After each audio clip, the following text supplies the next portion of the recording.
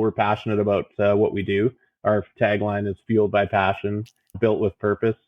It's making sure that everybody here, we're passionate about what we're doing. We're not only passionate about four-wheeling, we're passionate about building your trucks, repairing them, making sure that you're getting the best value out of your hard-earned money as humanly possible. I don't really believe in selling product here that I wouldn't personally use myself or I couldn't see myself using.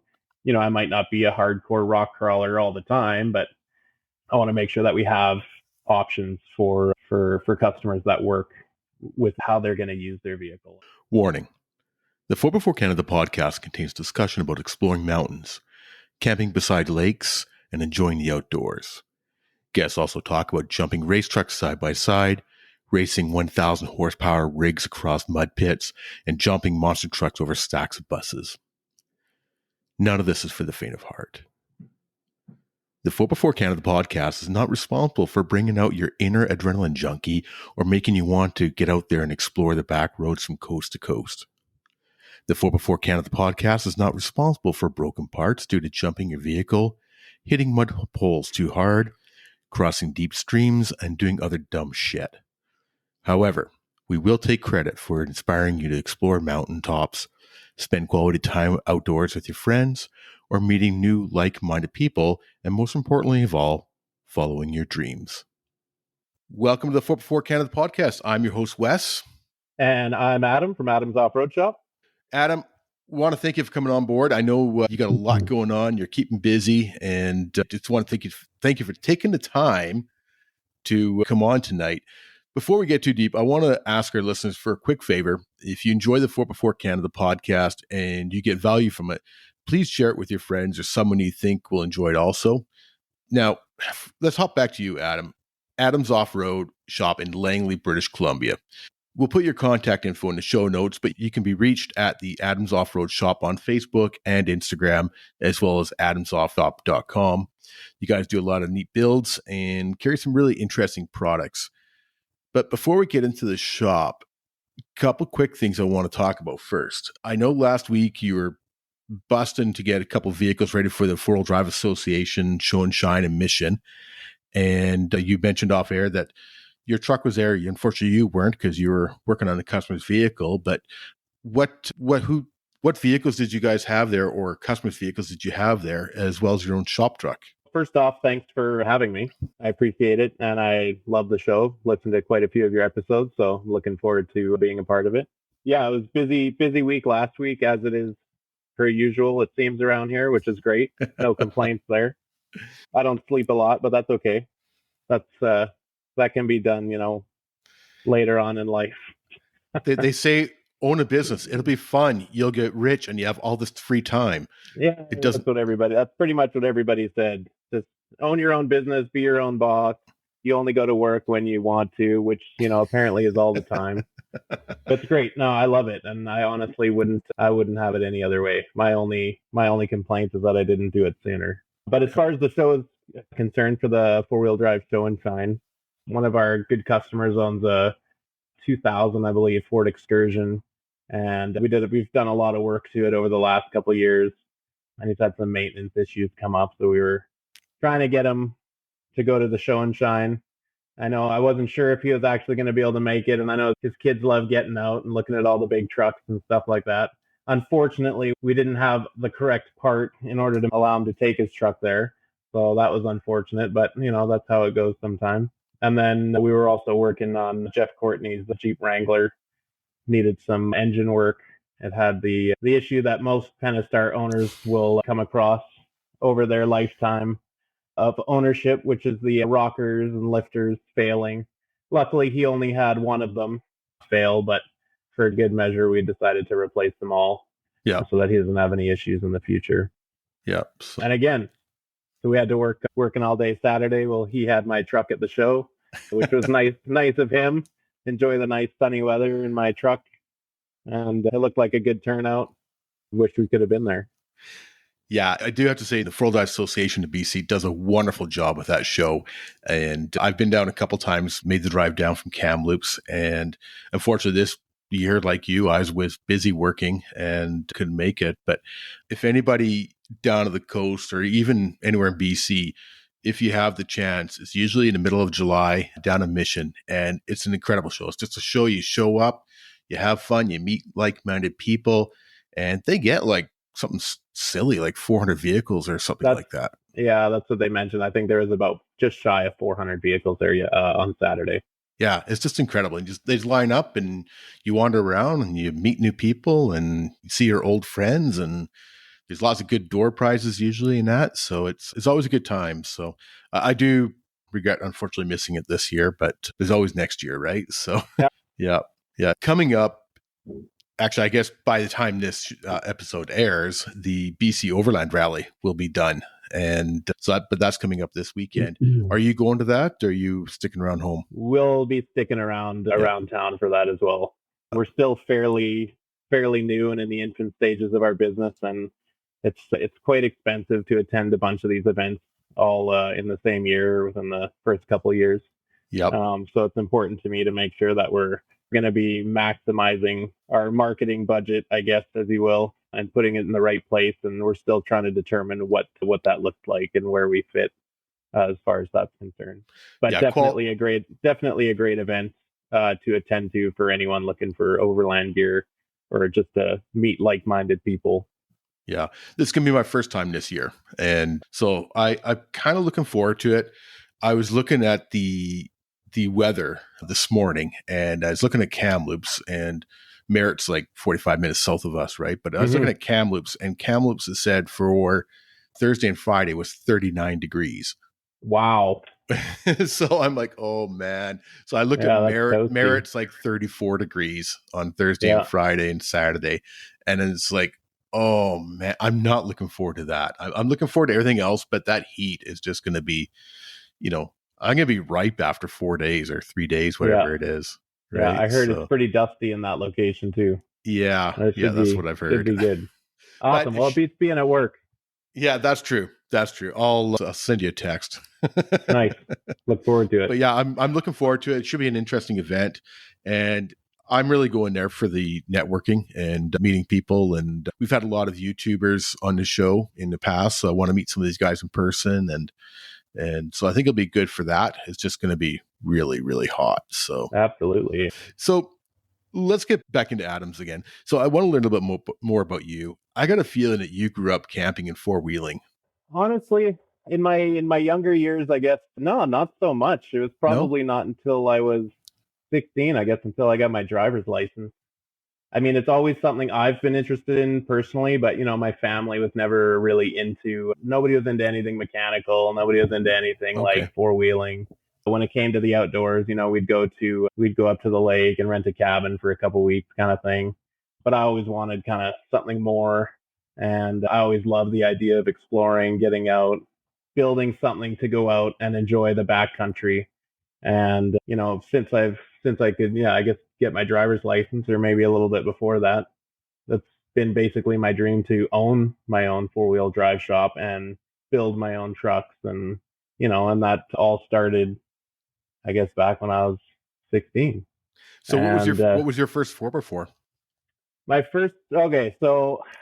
first off-road truck, which wasn't really a four-wheel, well, it wasn't a four-wheel drive, but that's the first taste I had. It was a 02 Ford Ranger, single cab short box, which is hilarious. It seems like a little bit small for me, but it's rear wheel drive, not four wheel drive. But I didn't care. I had it, and I lifted that, did a little pre-runner build with I think it had some FabTech spindles, some white body shocks, some 32-inch Pro Comp mud terrains, the old school original ones. And I drove that thing everywhere for a couple years. And then I decided I wanted an actual four-wheel drive, and I bought a 94 Jeep Cherokee Country Edition, brand like mint, single owner. I think I paid $4,000 for it at the time. That was my first actual four-wheel drive, and I had that for probably a couple more years. Built that thing up. It had, what did we end up doing? It had a Rubicon Express 5.5-inch kit, 35s, bushwhacker cutouts, all kinds of stuff. I honestly can't even remember the list. But it was a blast. I loved building it. That was kind of my first taste of building a vehicle from, start to finish, if you could ever call it finished. And I love that. That's really what sold me on four-wheeling and getting out and, going out with your friends and hitting a bunch of the local trails. From there, I've owned a lot of vehicles since then. At least a handful more XJs. But yeah, I guess the Cherokee was technically the first four-wheel drive. The Cherokees are a great beginner vehicle, though, too, right? Like they're such a simple vehicle, and they work. They work well out of the box. You put a small lift in it, and they just work. Yeah, right? they're And they're phenomenal cheap. phenomenal platform. They're not as cheap anymore. But yeah, they used to be able to get one for, 1,500, $2,000 maybe. Mhm. Now I find to get a nice one, you're like 7, $8,000. Yeah. But you got coil linked, like a 4-link in the front with a track bar, leaf spring rear. There's tons of aftermarket support for them. The ride quality is nice. You got the room for your gear. It's a good platform for really anybody to get rolling in, something that's not a brand new vehicle. Yeah. And yeah, you're going to put, 20, $30,000 into off the hop. I had a Grand Cherokee and a ZJ, and I just loved that. And again, that's another great option for people too, is the old ZJs, but they're getting hard to find where they're, same with the XJs, it's getting hard to find where they're not all rusted out or, Yeah. right? Yeah. I find you got to go further and further. Well, further away from the off-roading areas to find a clean one. I found lots of clean vehicles on the island, funnily enough. Oh yeah. I've probably made at least half a dozen purchases on the island for clean 4x4s that I've come across on Craigslist at midnight and caught the ferry the next day. It's nice if they can even just meet you at the ferry, eh? No, for sure, yeah. Yeah, and do the walk on and drive back. Yeah. I always look at it as a good opportunity for a little adventure. Yeah, yeah. So did you work in the 4x4 world before opening up the Adams Off-Road shop, or? I did actually, yeah. So I've got a fairly extensive background in this industry, I suppose. I started in this industry when I was about 20 years old, which puts me, I think we're going on 17 years now.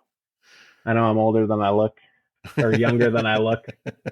So I started at North Shore Off-Road, actually. Yep. I worked out of their Surrey location as a driver. Work started there at $9 an hour. Busted my ass, if I'm allowed to say. I worked hard to try and work up the ranks and, learn all the parts and just get involved in the industry. And that's really all I cared about. I lived on my own at the time. And even then I could care less about the money. I just wanted to build. I wanted to build stuff. I wanted to learn about the parts, about the industry, everything there was to know about it. I was, taking it all in. Yep. So I was there for about 6 years. So I went from driver to shipping, receiving, and then I started my apprenticeship there. I also worked in their North Vancouver location for a couple of years on and off, which was a great learning experience. Pretty much just thrown into the deep end, which is really the best way to learn. Yep. Especially coming from a family that's not really mechanically inclined, or, I was definitely learning from a very, I was green. Yep. Yep. But that, be like a sponge, take it all in. That's the only way to learn. And I had some great mentors over the years, that I still keep in touch with. People who have apprenticed me and gave me, those good values and guidelines to kind of grow with, and as opposed to learning bad habits, and which we all do over the years. But, Yep. So yeah, I did that for 6 years. I got into something different after that. I went into building engines, which it was more in a commercial application. Like they did research and development for a natural gas use. Oh yeah. In let's say the 10 to 15 liter range for commercial trucks. That was a really cool job. I learned a ton working there. Basically ran an engine dyno and a test cell is what they call it. That's cool. It was a very cool job. I really liked that job, actually. The only reason that I decided to depart from there is because it was in Vancouver. I had bought a house in Langley, and, I also felt like there wasn't room to grow there for me anymore. And I struggle with that. If I top out, I need to look for ways to improve or grow myself or any way to build on what you already have. Yep. That's important to me anyway. Oh, that's good. So what brought on Adam's off-road shop? I mean, this is something that I've kind of, I guess I'd maybe manifested it since day one, since I first got in this industry. I've learned a lot from great business people who are doing it right. I've learned a lot of ways not to do things, whether it's how to run a business or how you treat your customers, etc. I feel like there's something missing, that each one of those shops did something great, and there's something that we could have done to further enhance our market share, but I was never able to explore that avenue, or never had the opportunity to explore that avenue, because I was never in a position to make those moves. Obviously, being a technician in most cases, that's not really what you're hired for, and that's fair. I can appreciate that as a business owner. So I really thought long and hard. It was in 2020, basically, was when I started my discovery phase of determining whether or not I actually wanted to move forward. I spent a good 10, 11 months researching the business in depth, aside from just what I already knew, focusing on the numbers and the different market opportunities, what was missing, and what I thought I would want our shop to look like, providing that we were able to move forward and do something. Yeah. And that's pretty much it. Once then we came down to a particular time in fall 2020 where I had to pull the trigger and make a decision, and it was either go back to work for making 120 grand salary a year, or make no money and spend all of it on and spend on a all business. your time and all your time at work, right? Yeah, spend all my time at work. And honestly, it's something that I feel that I had to do, whether it was going to succeed or fail. If I hadn't have done it, I would always wonder if I could have done it. Well, everything I have heard about the shop has been positive. I have talked to a lot of people in the past, and you guys have a great reputation in town. Fantastic. So you're doing something right. You've got that customer service that people talk about that a lot, and I think that is number one on, at least one or two on the top of any business owner's list, should be the customer service. You guys are definitely, doing it well in that part. So yeah, I appreciate that. That's great to hear. No, I give it where I can, right? So but that's, feedback I've heard. So back in 2020, you got the shop up and going in Langley. And at that point in time, was it just yourself, or you brought a couple people on board? So February 1st, February 2nd, 2021 was our actual first day. Yeah. We leased the shop December 2020, had everything lined up, moved in on a shoestring budget. It was either going to make it or break it. I had this grand plan that I was going to do everything myself, just for, I honestly didn't expect that we were going to be as busy as we were the first year.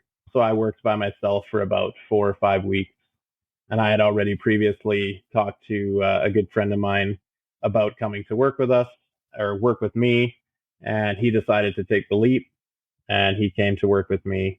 And it was the two of us probably till closer to the end of that year, where we were able to hire someone else for our front counter, Tyson, who still works here now. And he's generally the person you talk to if you call on the phone, send an email, that kind of thing. He's basically our first point of contact. And he's doing a phenomenal job making sure that customers are looked after, making sure everybody gets the same kind of level of service that we expect when we go anywhere to have anything done. And if not better, I don't want to just have something that's mediocre.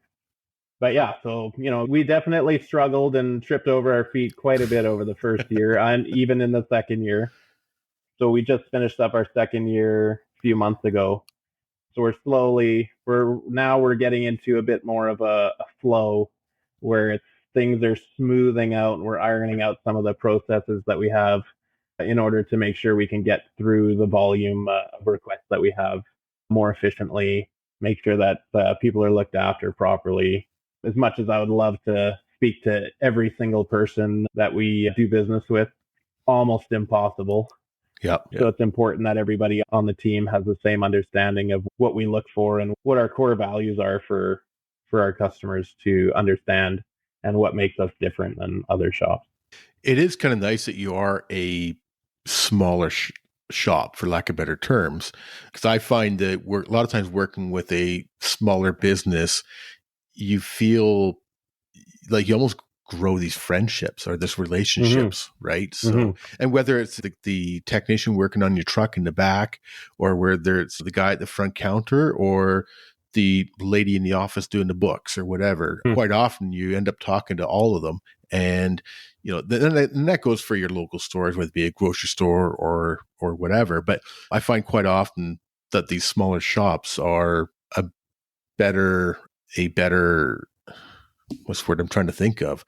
They're a better experience. It's a better experience. It's a more personalized experience for the customer. And for us, our mantra, I guess, if you will, is quality, honesty, passion. So we want to make sure that everything that leaves the door is the highest quality that we can put out with, obviously what we're working with. And that's down to even just little things like making sure that we actually greased your tie rods when we said we were going to grease your tie rods. Or I can't count how many times I've been to other shops over the years or had stories of, you go in expecting a service and it's just the one little thing that gets missed that ruins the experience for the customer. And it could have been something for free. If you promise something, we have to make sure that we're going to deliver on that promise, no matter how big or small. No matter how big or small that promise is. Honesty, that's number one. We just, we're here to be honest with our customers, make sure that they understand what's going on with their vehicle if they bring it in for an inspection. I'm not here. The way our sales process, I guess, is delivered is that it's more educational based. We're here as an advisor. You bring your vehicle in.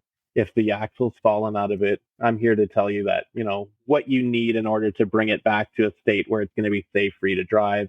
It's not for us to determine how much money you have to spend or make you feel bad if you can't afford it, which is fine. I mean, we all are there at some point in our lives. And, I'm about as frugal as they come when it comes to certain things. So I get it. And it's important for us to make sure that customers feel comfortable knowing that we're going to take care of them one way or the other, whether it's, trying to be a little bit more cost efficient, putting their Jeep back together or their Toyota or whatever it may be, even if that means putting it in stages in a sequence of importance. But we're just delivering the information. You're there to make the decision on whether or not that's the right financial choice for you. And we'll just kind of help guide you in the direction that you need, whether you get the work done from us or not. It's not as much as I would love to have everybody say yes to an estimate that we build. I get that that's not always the case, and I'm okay with that. I would rather you just you spend the money that you have getting it safe wherever you feel that may be. And if that's not with us, then I'm okay with that as well. That's probably the best way of approaching it. I've been on both sides of the counter over the years, and a lot of times I tell customers, okay, this is something that really needs to be done ASAP.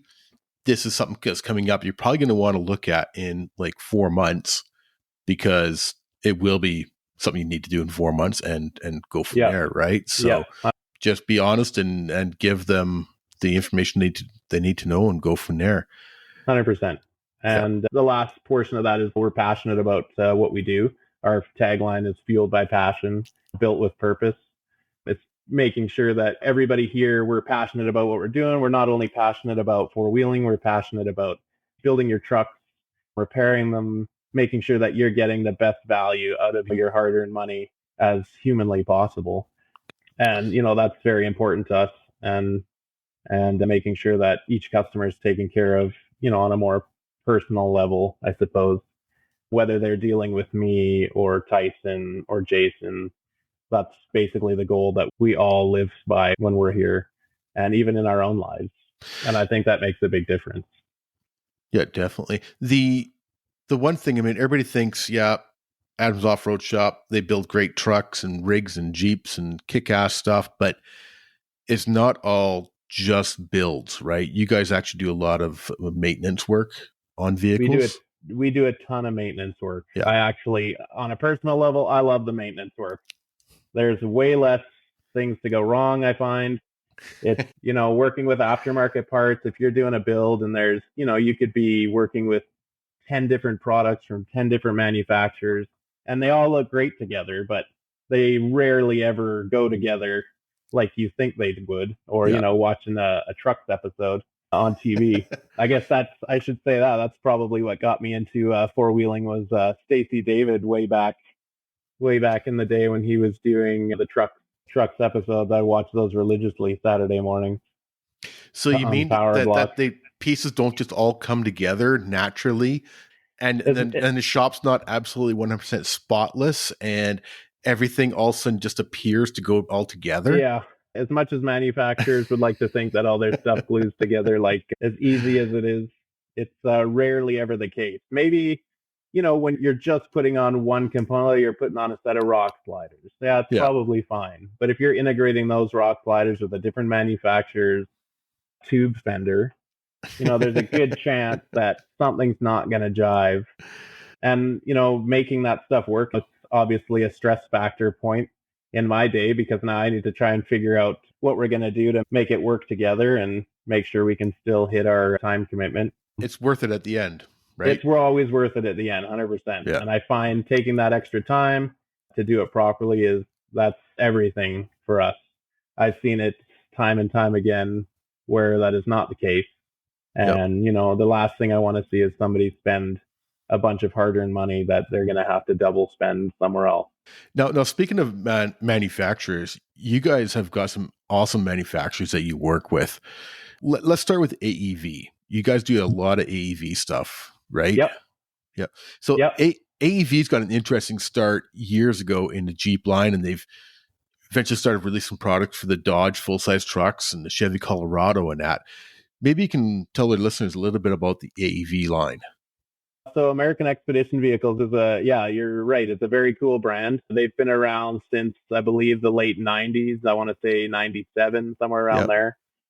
The owner of the company, Jeep enthusiast himself, started stretching Jeep YJs, TJs on his own time, building some cool concept vehicles that have later seems like they forged the path. Now, I don't know the exact connection, but there's definitely an influence there with a lot of vehicles now, like the LJ or the Gladiator, when AEV used to build a brute double cab, which was a J, a box on it. Like, it's hard to not consider that the Gladiator potentially came from some design cues from that.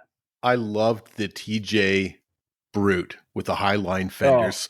A phenomenal Jeep TJ pickup truck and the Highline fender. Oh, it just I would love to have that. They're extremely hard to find, those Highline fender kits now. Obviously, they don't make them anymore, but there are a handful of people hoarding them, and they're definitely not the price they used to be.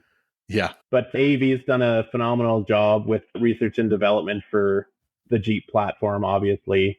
Mainly when they started with the JK, I think was a big selling feature for them, and they came out with dual sport suspension.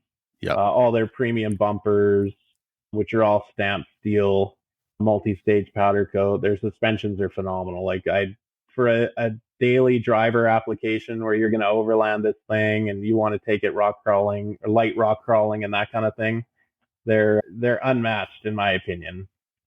The fact that a lot of them use a lot of OE components integrated with their systems that might not sound like it's as hardcore of an upgrade, but the ride quality that you get in the vehicle that, we're not going to lie, most of us are driving these things 80% to and from work, really makes up the difference of ownership and the quality of the product.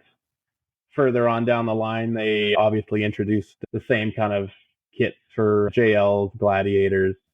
They upgraded their shocks recently, and now that the JL and Gladiator are out in Bilstein's XP 8100 reservoir shock, which is a phenomenal upgrade.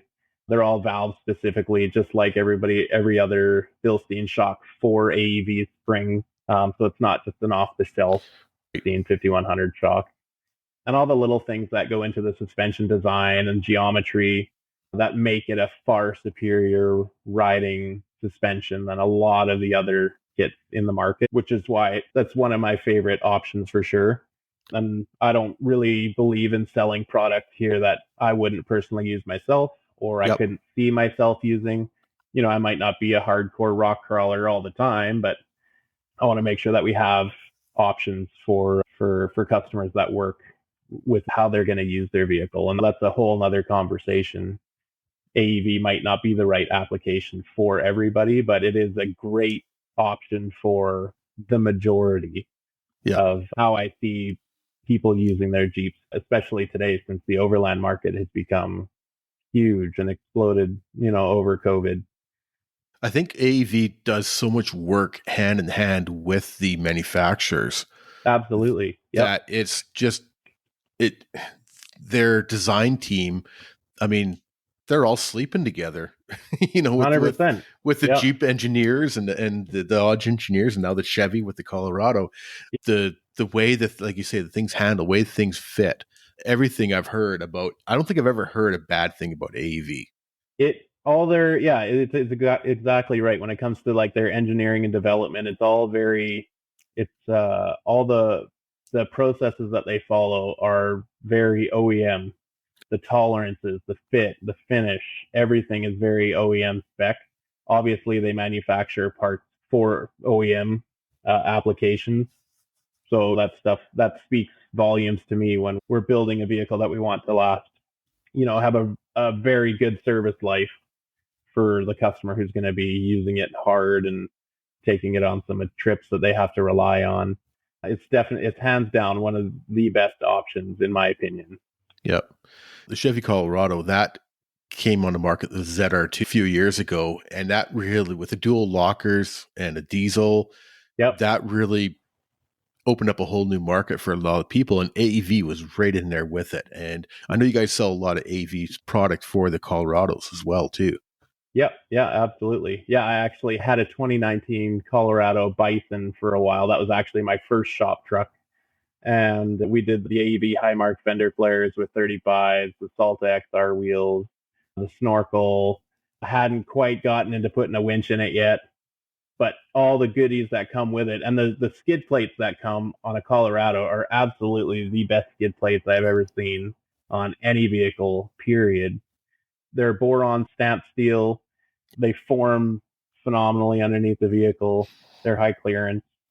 Just the fact that you can even get that on a factory ordered application is mind boggling. But yeah, very cool truck. Little diesel, 2.8 Duramax, little front and rear lockers. I'm honestly surprised that Toyota hasn't come out with a front locker yet.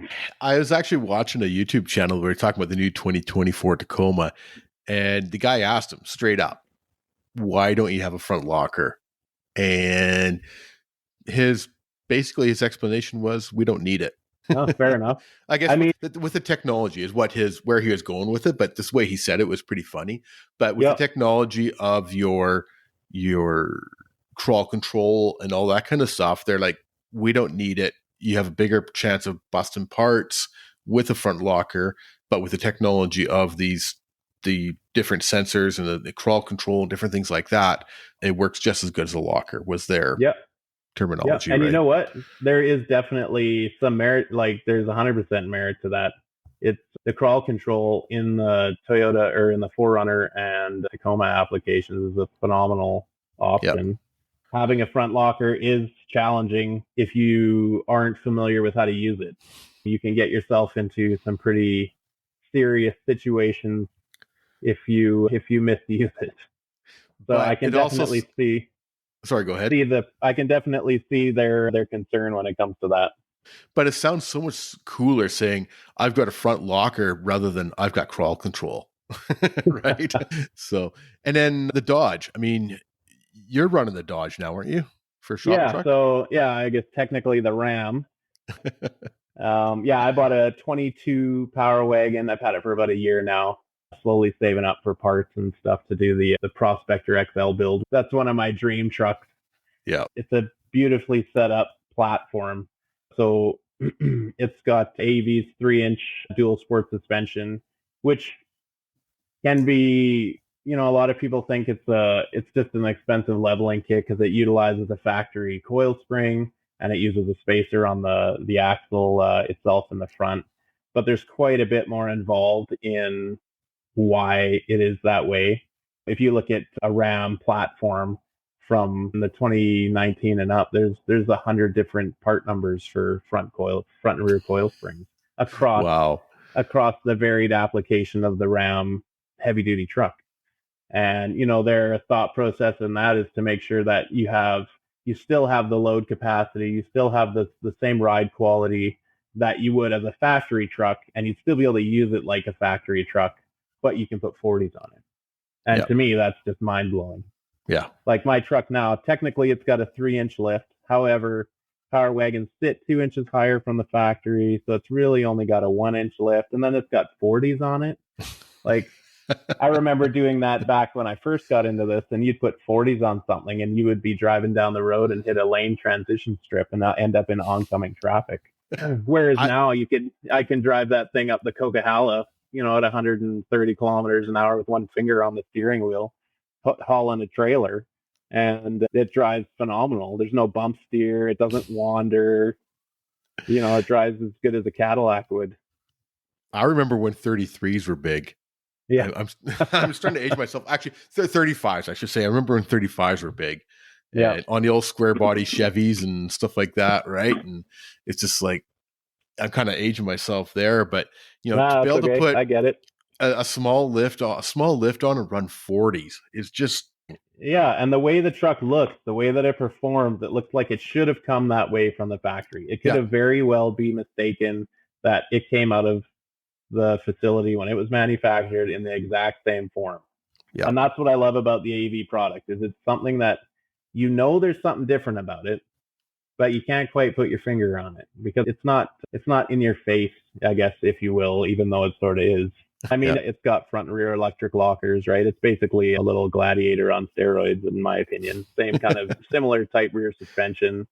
Sorry, did you say it's a real truck, not like a Jeep Gladiator? Is that what you said? I wouldn't know if I'd put it in those words. I don't want to lose any customers in that regard. They have different purposes, I suppose. Yeah. So speaking about the Jeep owners, you guys also carry a line from Baxter Performance. It's an oil pressure thingamajig. Yeah, that's a good way to explain it. I don't know how else to explain it. Can you explain it to the listeners?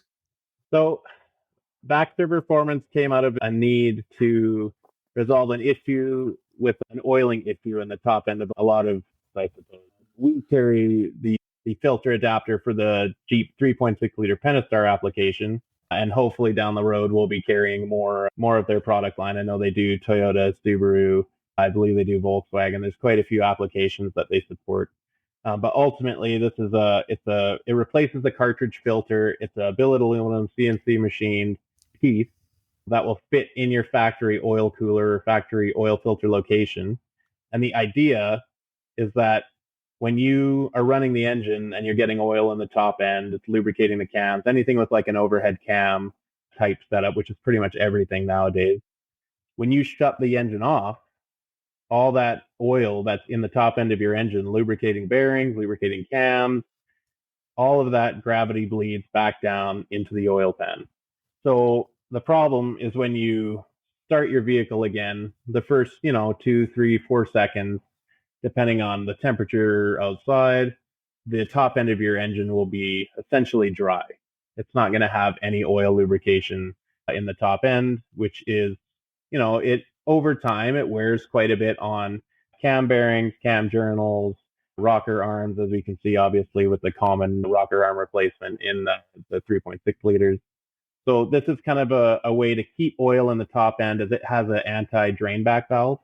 So when you shut the motor off, the oil will stay in the top end. It won't flow back down into the oil pan, which is obviously, that's exactly what you need. You don't want to have dry startups on any application, really. Yeah, I know about 4 or 5 JK owners that have had to do a lot of engine work because of this problem. Mm-hmm. And I think any JK needs to have this. Like it should be mandatory. Absolutely. And it works through the 3.6 liter from 2012 through to the current year in Gladiator and Wranglers. There is a different variant for the 12 and 13 models because they had a different filter then. It works all the way up to current year.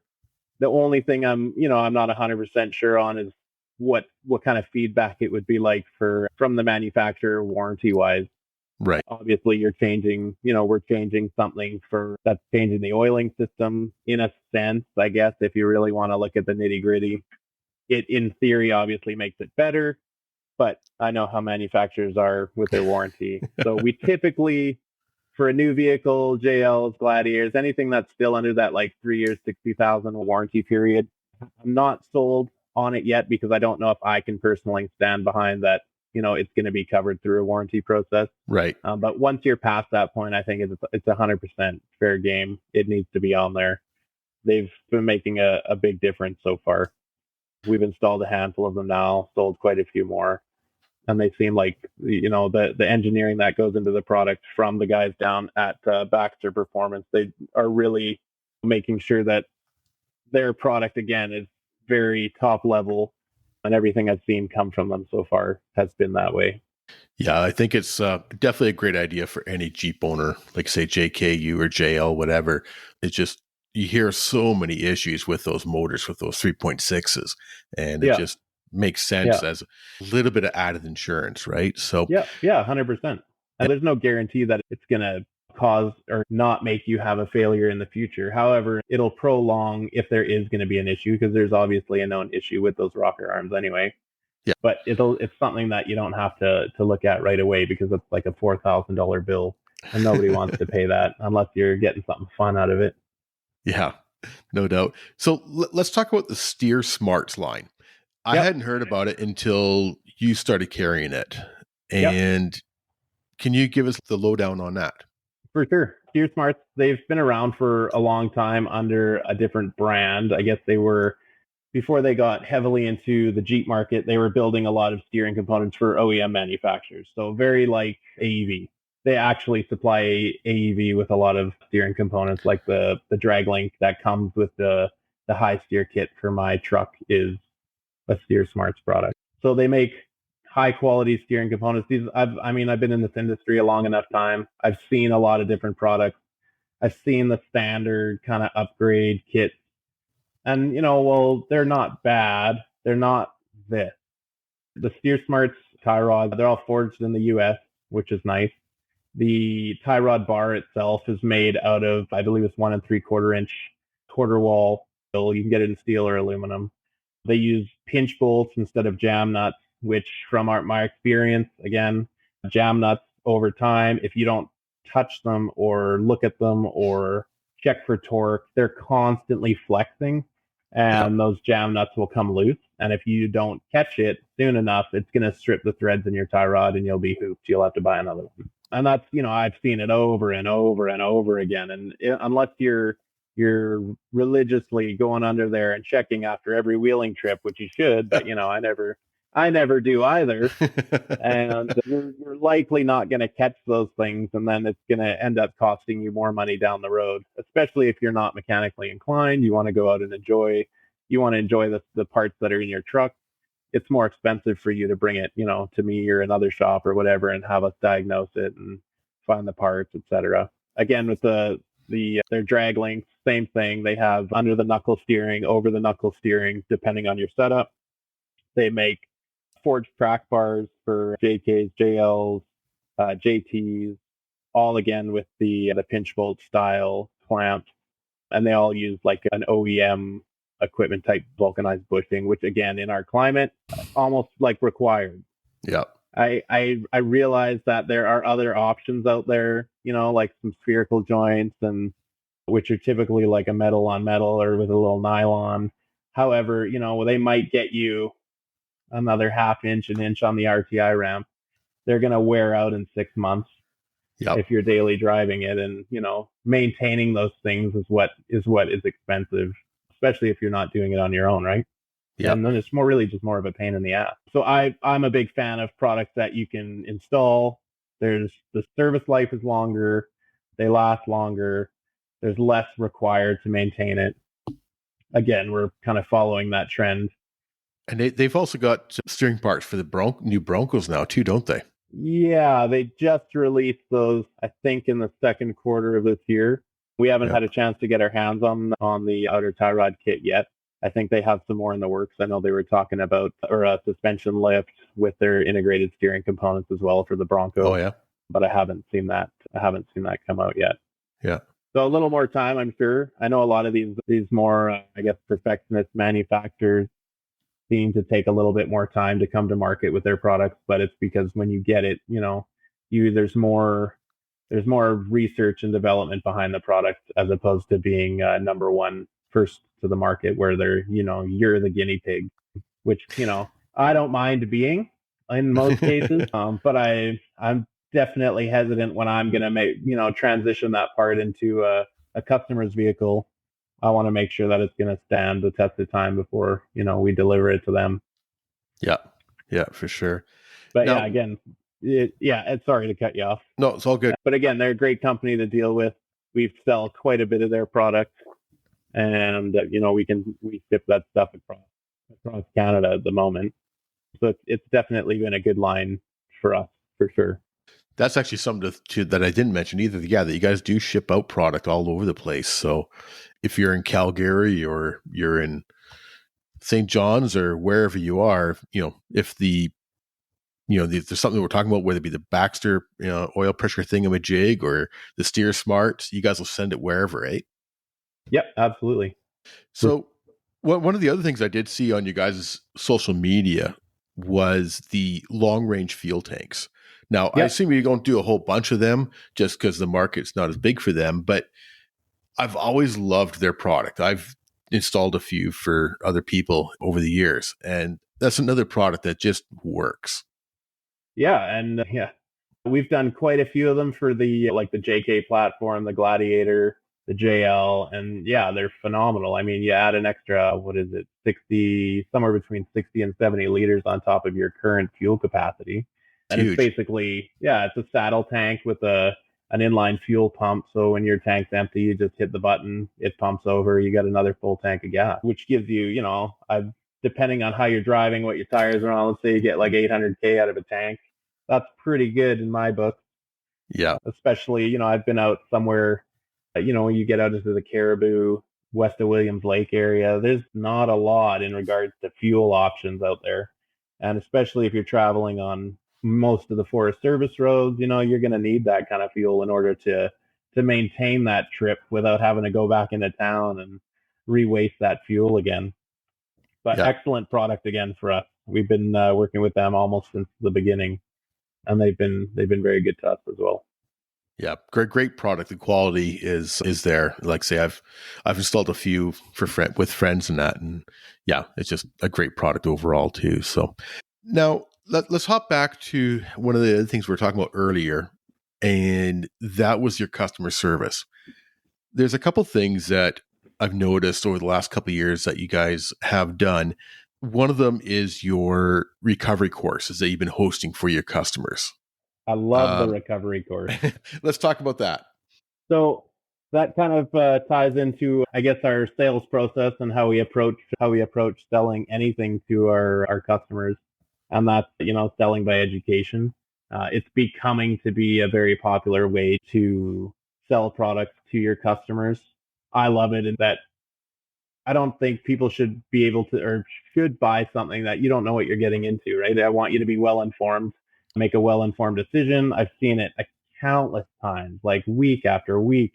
And we'll get customers come in from other places and get recommendations on certain things that just they don't work for how they're using it. And unfortunately, they'll get sold on something that is, maybe because it was the right price at the time, or maybe it was in stock. There's a variety of reasons of why somebody's going to get into something that doesn't work for them. And I can't stand, I have a hard time when we discuss these options with customers that, that it's not going to work for them. There's nothing I can really do to make it better. It's just replacing it.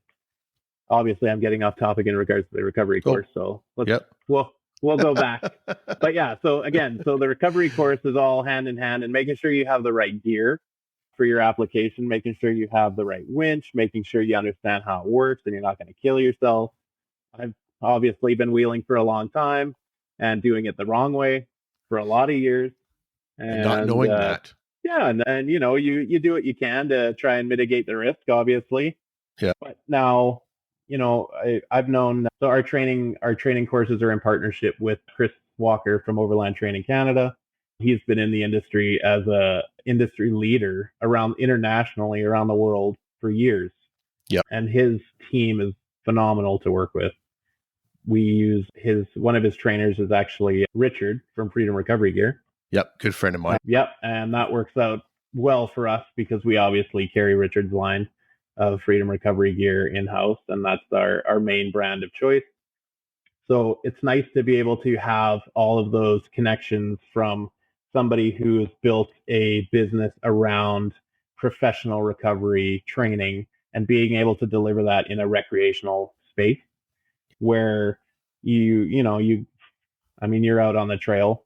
You see some guy doing a single line pull where he's never going to make it out, and there's 10 people standing around the line. It's just a bad situation to have.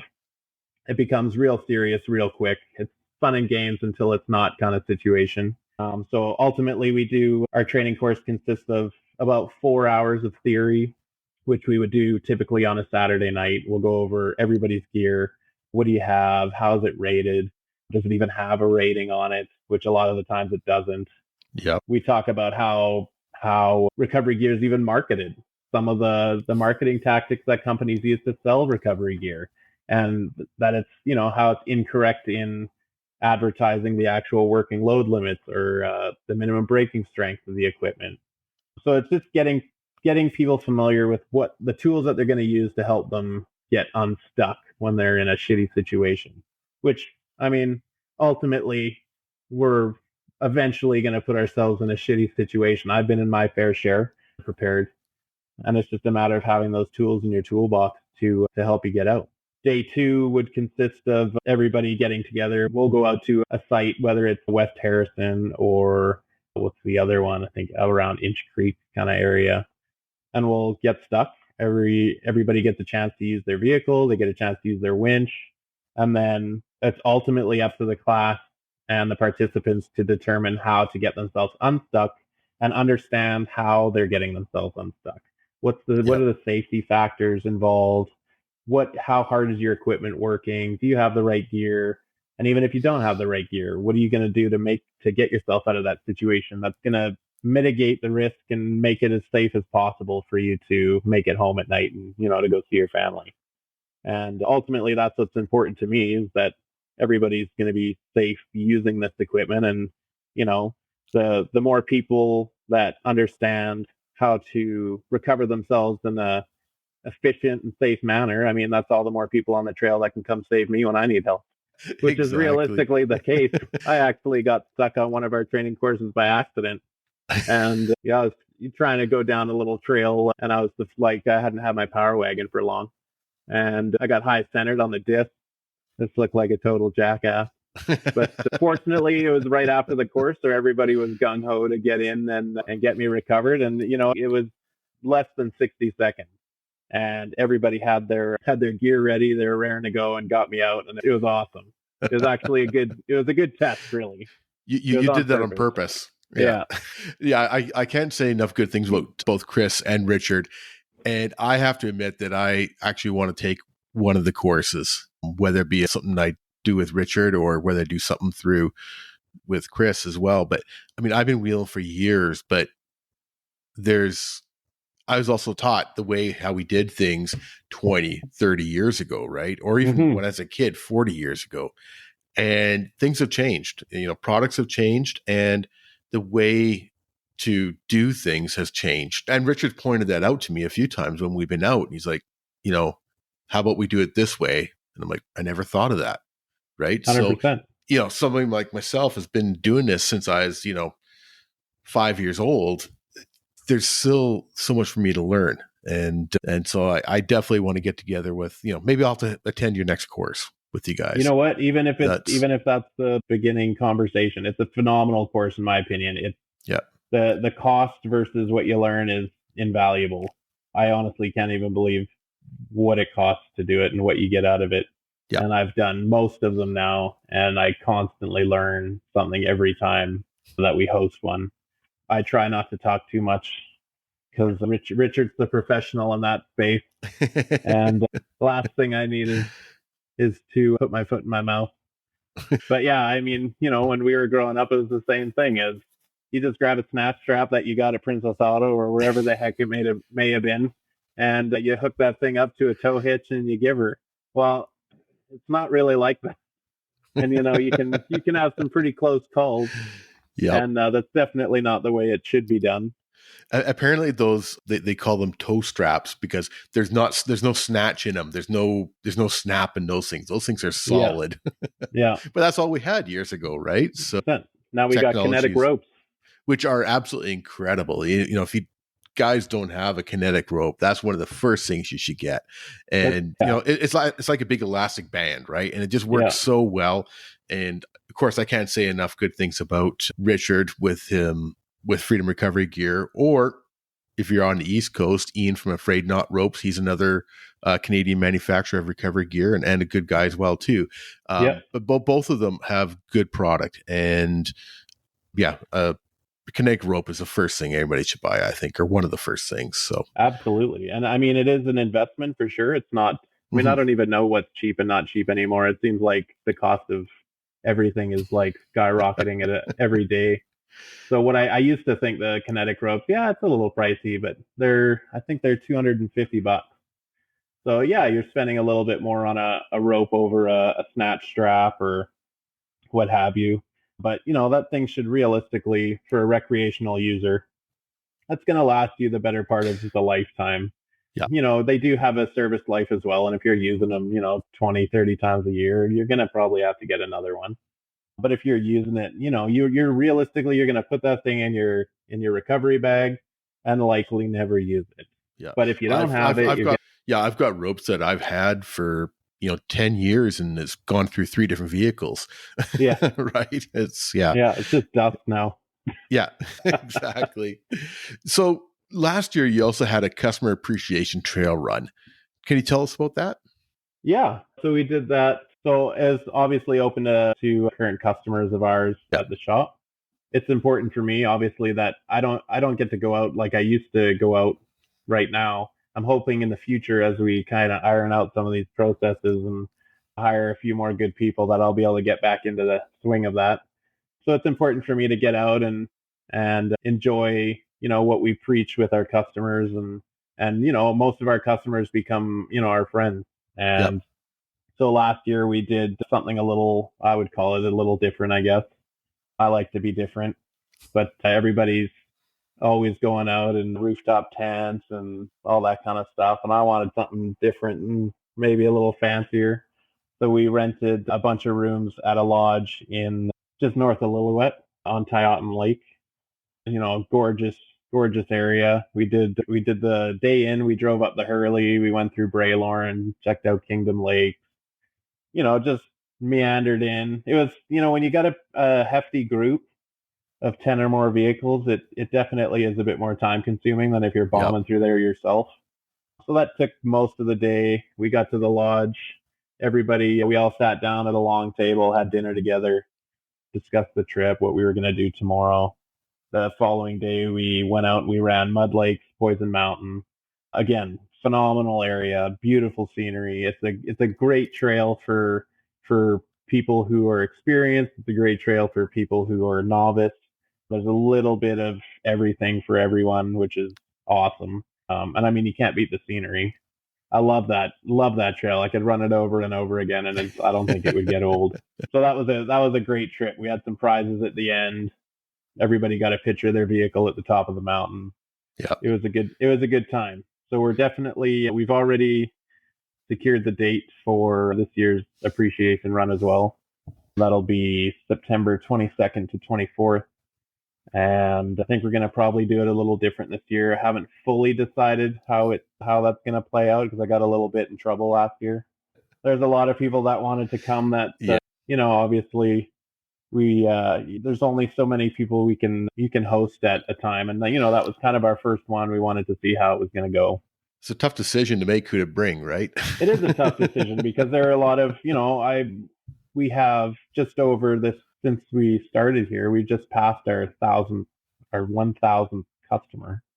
So we have quite in my opinion, a decent volume, and we have a great group of people. I love most of our customers realistically, and it's hard. It's extremely challenging to determine who's going to come on that. So I think we've got a couple of vendors that were hopefully potentially going to come on this year's trip, and once we get that kind of secured, then I'll be able to determine how we're going to fill the rest of the spots. It'll likely be some sort of lottery system, but we'll see in the upcoming few weeks. Well, yeah, it'd be a tough decision otherwise. So speaking about some of your customers, I actually want to give a shout out to some of our listeners that are customers of yours.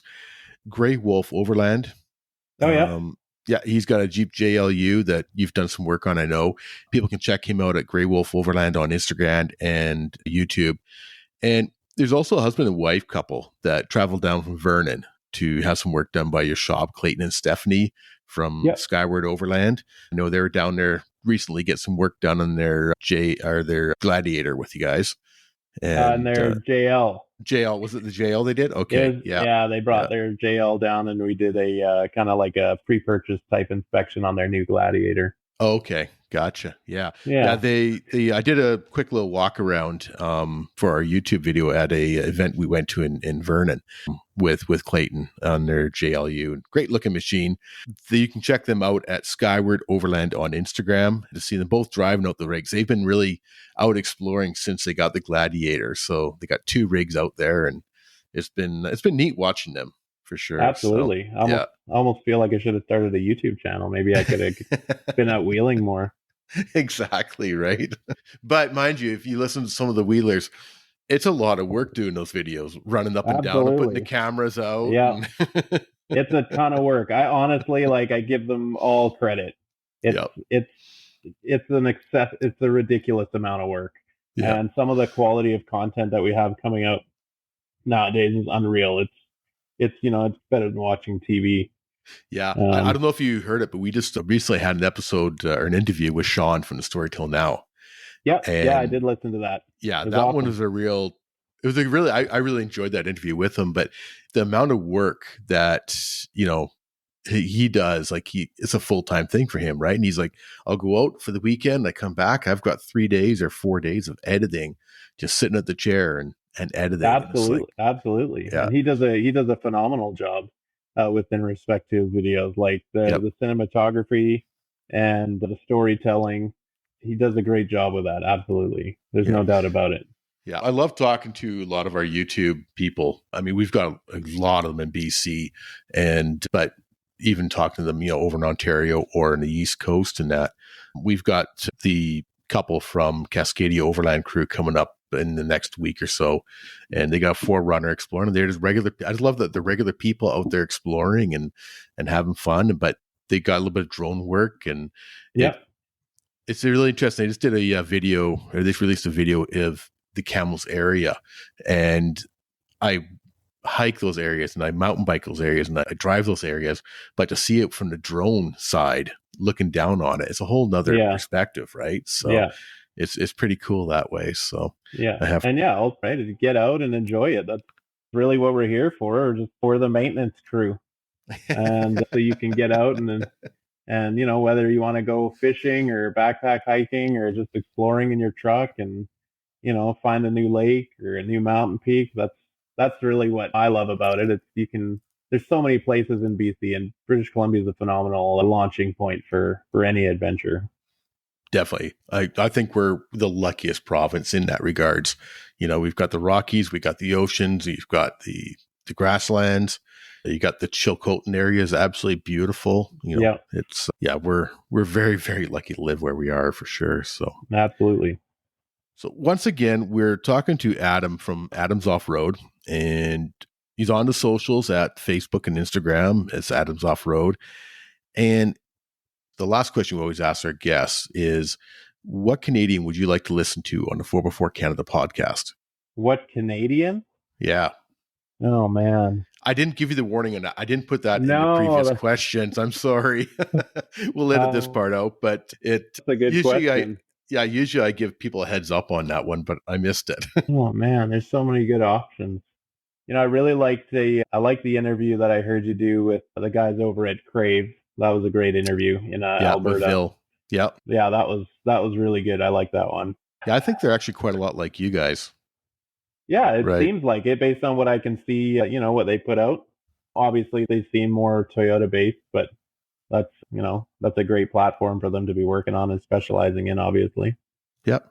I actually wouldn't mind hearing more maybe from TMR Customs. Yes. I'm not sure if you've done an interview with them or not.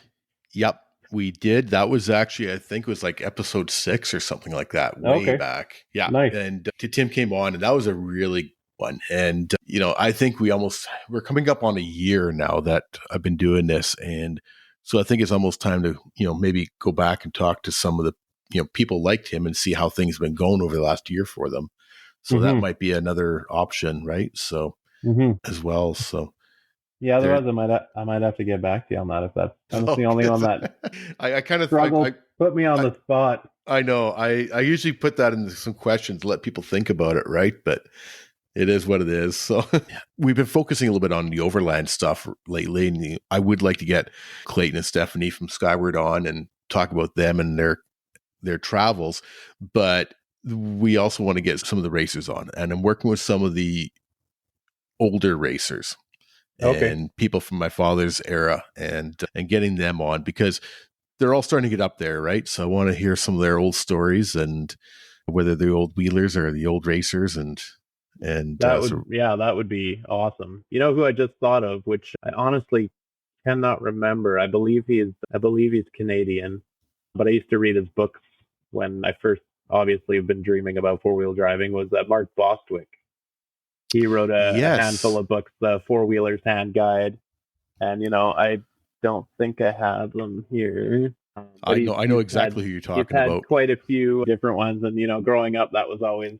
I still take them on trips, whether I use them or not. Yeah. And sometimes we'll flip through the book, and it's cool now in today's age where everything's GPS and we have Gaia and Onyx or whatever application you use. And, it's as easy as like I can see where I am on the map and just follow that pinpoint. And it's great. And I love that. But in some aspects of it, I feel like you kind of lose a little bit of your sense of adventure because it's too planned. Where I love the Backroads map books. I love any book that has kind of handwritten directions. In Mark's book, there'd be handwritten map lines and there'd be pictures of black and white pictures of his old Toyota, single cab Toyota on 32s and wheeling down some of these trails that we might we would drive down in a stock Rubicon now and not even think twice about it.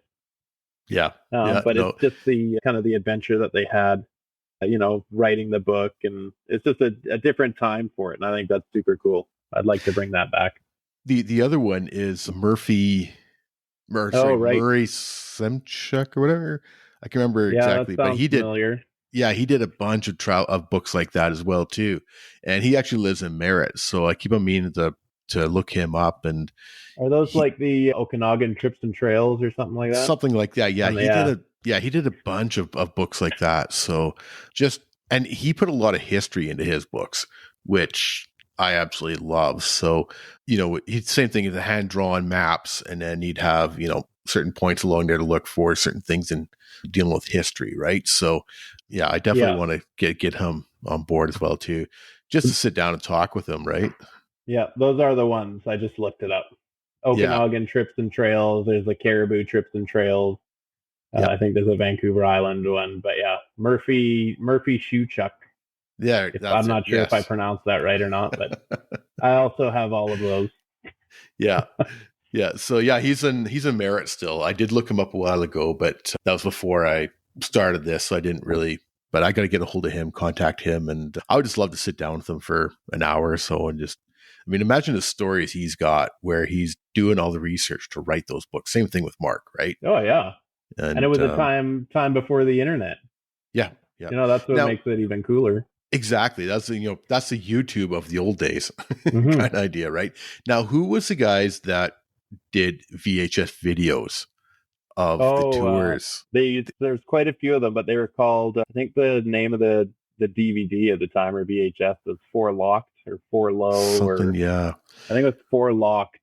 Trying Wasn't to remember the name. I heard somebody said something to me once about they're actually the guys that ended up starting Backroads Map Book. Okay, interesting. I I don't think I've heard of I that. Yeah, I could be totally wrong on that, but somebody said something along that to me once. So if I'm wrong, blame somebody else, not me. Yeah, I think it was called Four Locked Films or something like that. But Something, yeah. I've pretty much got every old DVD book, off road book. If I see one that's available, I'll buy it. I love collecting that kind of stuff. I love Yeah. old 4-wheel drive like memorabilia.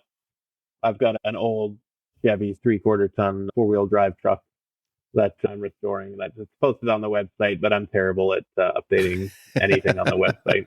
But that's something that I would love to have kind of in the future. Put an old four wheel camper on it or something. Just low key.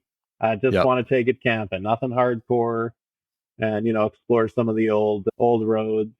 Maybe take a few of those books with me and go on some of those adventures instead of taking my phone and the GPS, and Definitely. a little more old school, I guess. No, I'm right there with you for sure. 100%. I mean, and that between the old exploring and like I say, the history, I absolutely love the history of towns and simple things like the fact that Ashcroft used to be do the most tomatoes out of anywhere in North America other than San Francisco. It used to be the largest Really? used to be the largest cannery west of the Missouri other than San Francisco. Wow, I did not So know that. little things like that, right? Like it just, I don't know why, I love it. Yeah. No, that's super cool. Yeah. That's So awesome. Adam, once again, I can't thank you enough for coming on board tonight. Again, we're talking to Adam from Adam's Off Road. Hit him up on the Instagram or the Facebook. Check out the website. Better off even going to see him down to Langley, him or his boys. And I want to thank you for taking the time tonight. I know you got a busy schedule. You got lots going on, but it was good to sit back and chat for a little bit. Yeah, it was awesome. I really appreciate the opportunity to talk with you and take the time. Loved being on your show, and I look forward to seeing what else you get up to. Beautiful. If I ever hit the coast again, I've avoided it for 3 years, but if I ever do hit the coast, I'll swing by and see you guys. Absolutely. And You're welcome anytime. awesome. Sounds good. Thank you very much, Adam. I appreciate it. Thanks, Wes.